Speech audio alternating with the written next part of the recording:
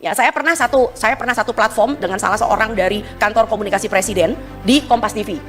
Saya sempat nyecer, rame itu di Kompas TV ketika pertama kali MBG berjalan. Saya tanya, kenapa sasarannya bukan daerah 3T? Alasan beliau adalah, karena strukturnya belum siap. Oh baiklah, mari kita tunggu. Ditunggu, sampai bulan September, tetap masih belum siap. Ini mau sampai kapan?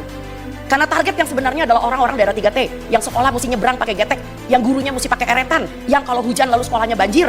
Di wilayah 3T, dan tentu saja karena 3T nggak bisa membangun dapur SPPG mewah yang harganya miliaran, maka kita harus membina kantin sekolah.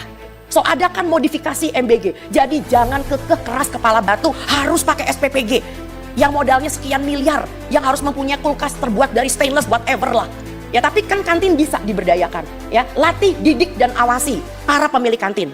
Kedua, kerjasama sekali lagi bangun dengan Dinkes. Kerjasama dengan puskesmas, karena kesehatan lingkungan puskesmas itu adalah bagian dari wilayahnya sebagai layanan supervisi, monitoring, dan evaluasi, bukan dengan BPOM. Ya jelas dia kerjasama sama BPOM yang dibagi susu berkemasan sih.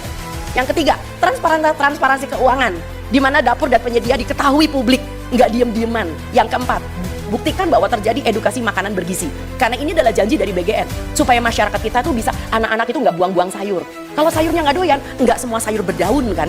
Ada yang namanya wortel, ada yang namanya labu siem, ya? Nggak semua sayur berdaun gitu. Lalu kemudian libatkan bekerja sama dengan tenaga pelaksana gizi puskesmas. Ya, TPG kita tuh marah-marah loh. TPG kita mengatakan kita kayak dicuekin kayak pot kembang, cuma taruh di pinggir aja.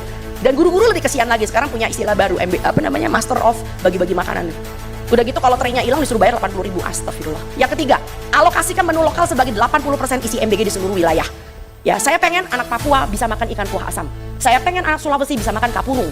Tapi yang terjadi dari Lokna sampai dengan Papua yang dibagi adalah burger, di mana tepung terigu tidak pernah tumbuh di bumi Indonesia. Nggak ada anak muda yang tahu bahwa gandum tidak tumbuh di bumi Indonesia. Dibagi spaghetti, dibagi bakmi gacoan.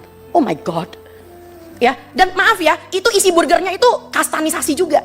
Kalau yang dekat dengan pusat supaya kelihatan bagus, dikasih kayak chicken katsu. Tapi coba kalau yang di daerah, yang SPPG-nya juga agak sedikit main, dikasih itu loh, benda tipis berwarna pink. Saya aja nggak pernah mengatakan ini adalah daging olahan. Saya aja nista bilang itu daging olahan. Saya nggak tahu itu produk apaan. Itu rasanya kayak karton warnanya pink. Dan buat lucu-lucuan nih, lalu anak-anak disuruh, oke, do it your own. Ya, DIY. Susunnya, ada sayurnya. Astaga, kan bukan itu tujuan MBG. Punten. Ya, dan akhirnya apa? Ini mau sampai kapan makannya burger? Gitu loh ya.